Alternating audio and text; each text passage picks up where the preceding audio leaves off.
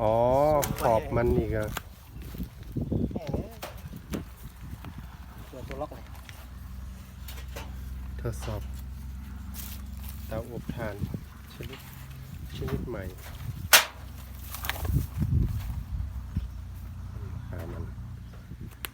อบกะลามะพร้าว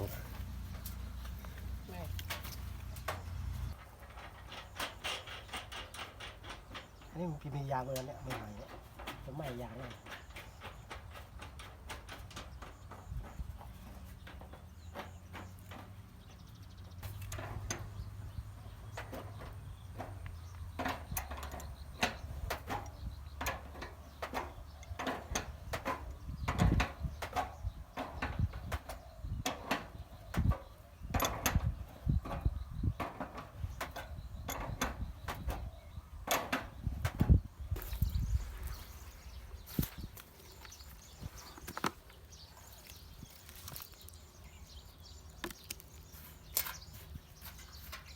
อ้าวชับ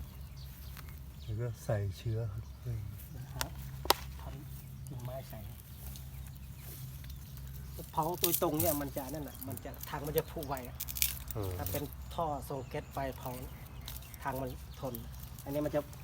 นดูตรงมันจะพุ ตูด ไว มันจะไหม้ ใช่ตูดมันจะอันเนี้ย เราต้องเผาจนกว่าควันข้างในมันจะออกอะ เผาจน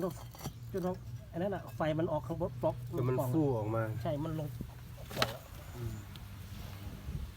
รถไถเก่าอ่ะมันใหญ่ อ๋อเป็นถาดรอง ใช่เอาไว้เผาน้ำมันอ่ะเพราะอันนี้เผาน้ำมัน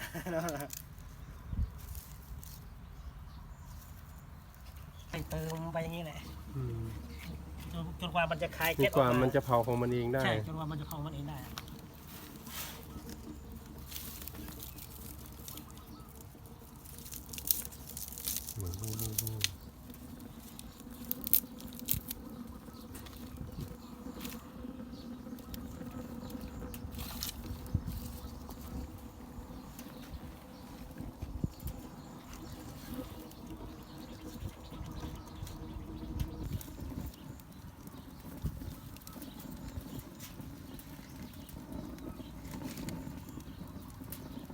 มันดูดขึ้นนะมัน